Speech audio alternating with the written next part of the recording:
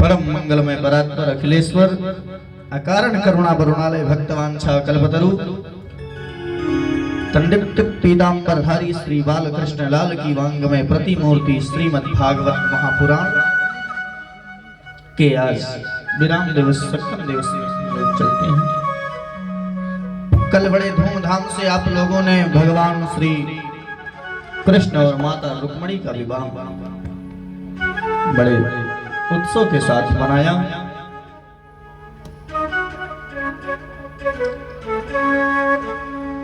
रुक्मिणी जी को परम आनंद मिला है, विवाह हो गया रुक्मिणी जी का।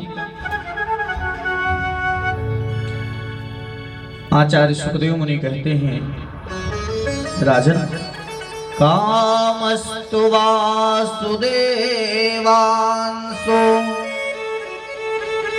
दग्धा प्रागरुद्रमन्युनः देहोपपत्तये भूयास्मेव प्रत्यतपद्धते। परीक्षित, एक बात कहूं आपसे, दुनिया में जो ज्यादा बढ़ता है ना, उसके दुश्मन भी ज्यादा होते हैं।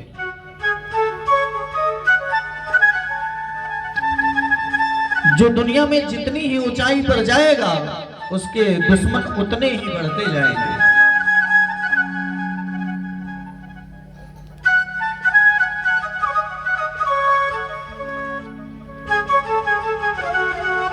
लेकिन प्रत्येक परिस्थिति में एक रस होना चाहिए।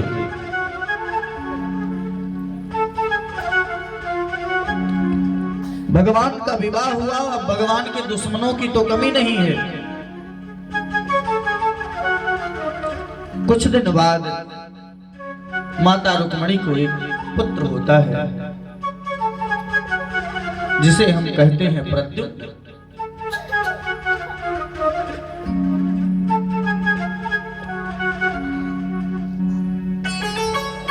जिसके जीवन में सुंदर कर्म हो, उसी का नाम है प्रद्युम्न। लेकिन कृष्ण के शत्रुओं की कमी है नहीं, बहुत शत्रु हैं कृष्ण के। संबरासुर नाम का एक राक्षस आया और प्रसूति गृह में गया, बालक को चुरा ले गया और आकाश में जाकर समुद्र में छोड़ दिया। एक मछली थी, वही बालक को निगल गई। मछुआरों ने पकड़कर संबरासुर के घर भेज दिया।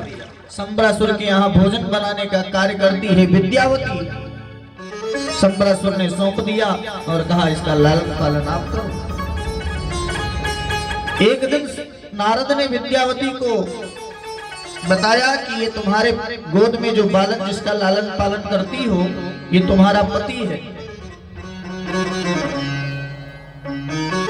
क्यों? क्योंकि जब सेवती सर नयन उघारा,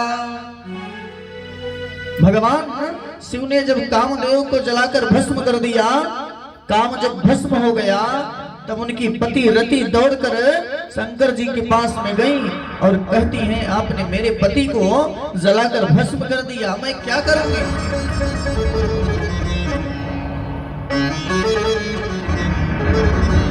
तब शंकर जी ने आशीर्वाद दिया है, जब भगवान कृष्ण का अवतार होगा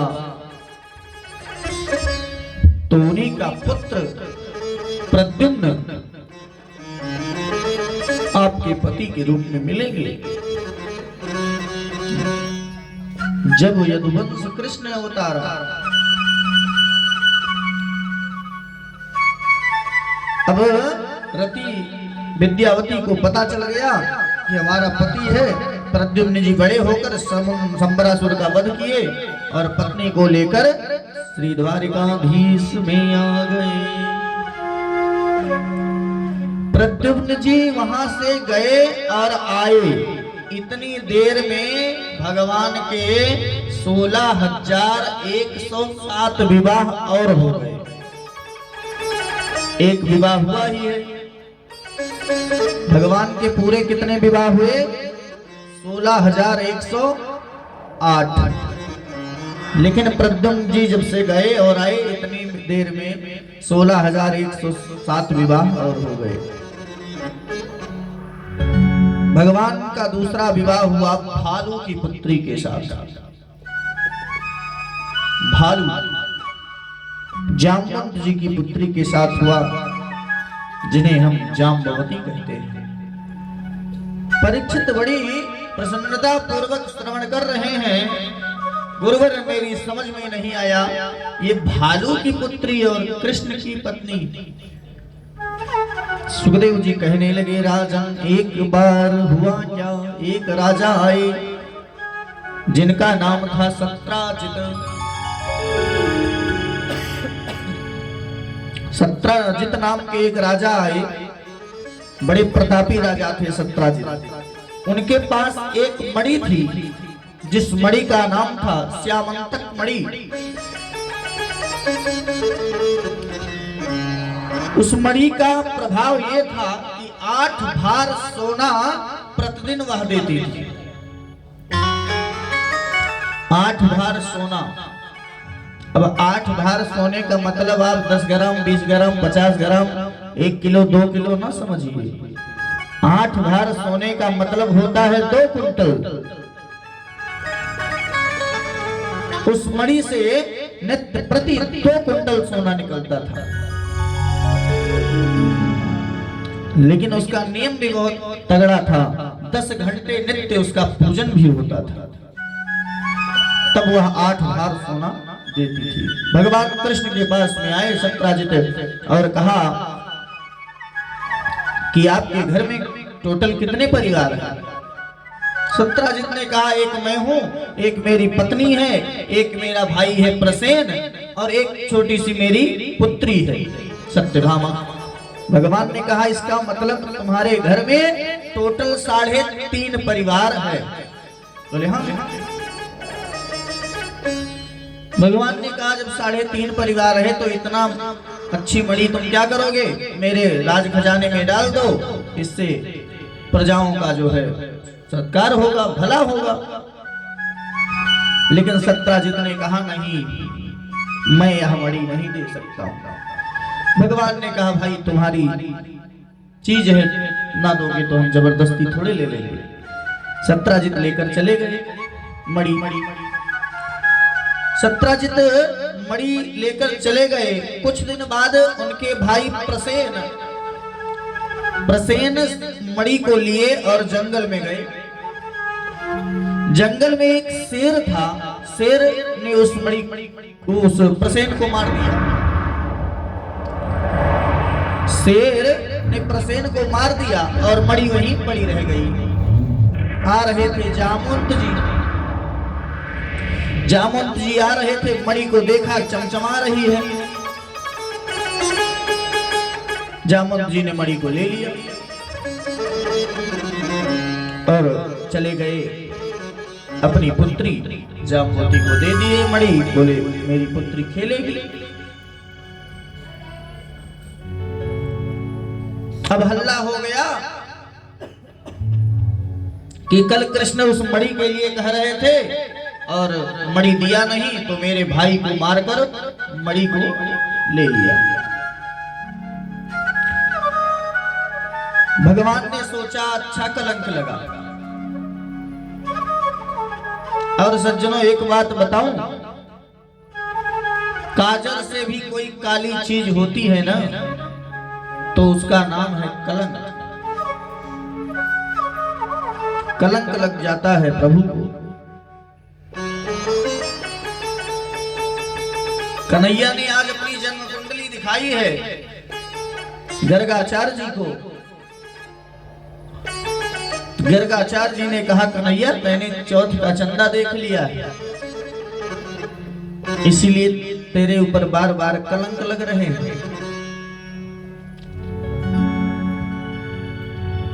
भगवान धीरे धीरे धीरे धीरे वहीं पहुंच गए जहां प्रसेन मरा पड़ा था। तो भगवान ने देखा कि वहां भालू के पंजे के निशान भी थे। वही पंजे के निशान देखते देखते देखते देखते देखते देखते भगवान जामवंत जी की गुफा में हल गए। और जब जामवंत जी की गुफा में हल गए, इतने में जामवंत जी ने देखा और कहा, कौन हो? प्रभु ने बताया, मैं वसुदेव नंदन वासुदेव हूं। प्रभु ने कहा, ये मणि मुझे दे दो।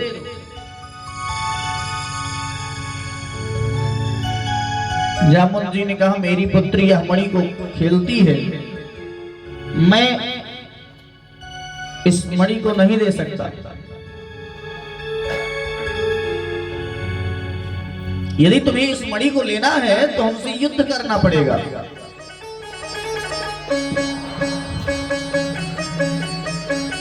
परीक्षित ने कहा, भगवान आपने तो सुनाया था कि जामवंत जी बड़े बुजुर्ग थे, रामावतार में परम सेवक थे रामचंद्र जी के, और इस जन्म में युद्ध क्यों किए?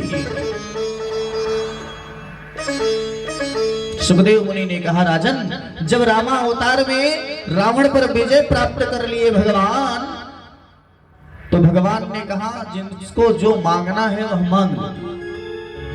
तो किसी ने मुक्ति मांगी, किसी ने भक्ति मांगी, सबने कुछ न कुछ मांगा, लेकिन जामवंत जी ने कहा कि राघव, दो दो हाथ अगर हो जाता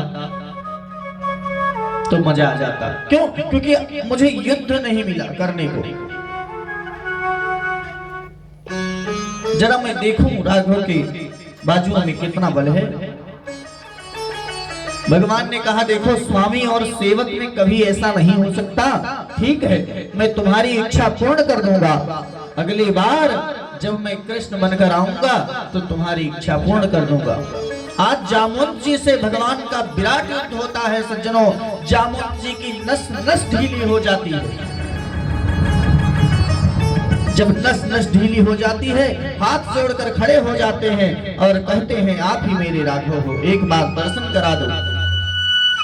तब भगवान दर्शन कराते हैं अपने राम दरबार का, और इतने में हाथ जामवती का पकड़कर कन्हैया के हाथों में दे देते हैं जामवंत जी, और कहते हैं, आज से यह आपकी हुई, मणि भी ले जाओ, पुत्री भी ले जाओ। भगवान का दूसरा विवाह जामवंत की पुत्री के साथ, जामवती के साथ हुआ। मणि ले आए प्रभु और सत्राजित को समर्पित कर दिया। सत्राजित को पता चला, अरे राम राम, ये तो जामवंत जी के पास मणि थी, मैंने कृष्ण को कलंकित किया, अब क्या करूं?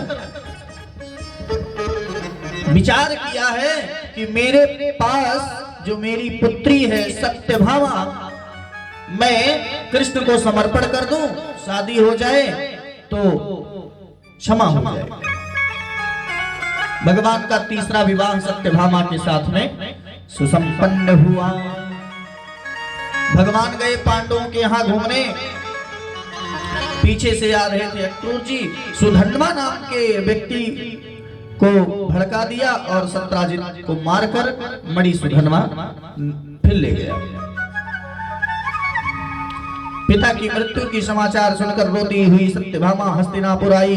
वहां जाकर भगवान से बोली, आप चौपड़ खेलते हैं और मेरे पिता को सुधन्वा नाम के राक्षस ने मार दिया। प्रभु सत्यभामा के साथ में जाते हैं और सुधन्वा का उद्धार करते हैं, रोने लगते हैं। भगवान एक बार अर्जुन के साथ घूमने जा रहे थे वन में, वहीं सांवली सलोनी नारी को देखा है। यमुना के किनारे परम सुंदरी एक स्त्री बैठी है, एकदम समाधि लगाए। अर्जुन ने उस स्त्री से पूछा, आप कौन है देवी? नितांत जंगल में क्यों बैठी हैं, क्या कर रही हैं? उस स्त्री ने कहा, मैं सूर्य की पुत्री हूँ, मेरा नाम कालिंदी है, यमराज की बहन हूँ। कृष्ण को पति रूप में वरण करने के लिए तपस्या कर रही है।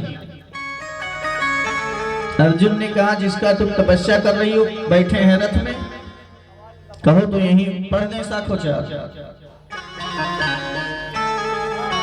भगवान का चौथा विवाह कालिंदी के साथ में सुसंपन्न हुआ।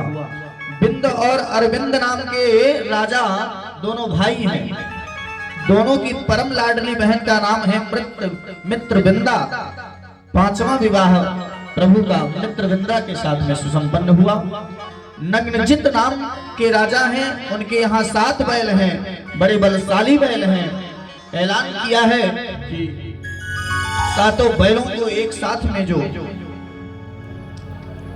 नाक छेद देगा उससे मैं अपनी पुत्री का विवाह कर दूंगा। भगवान गए और ऐसा किया। 6वां विवाह नग्नजिति के साथ में प्रभु का संपन्न हुआ। एक राजादि देवी नाम की पराक्रमी स्त्री है, राज संभालती है। राजाधिपुत्री की पुत्री का नाम भद्रा है। भगवान का 7वां विवाह भद्रा के साथ संपन्न हुआ।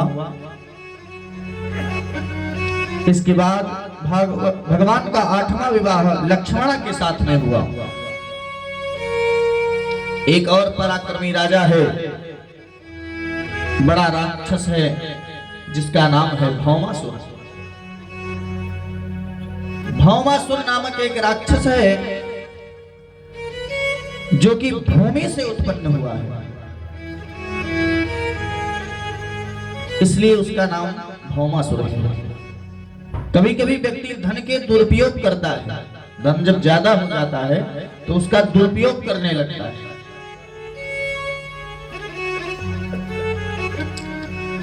अपने बल को दुरुपयोग में लेता है भौमासुर।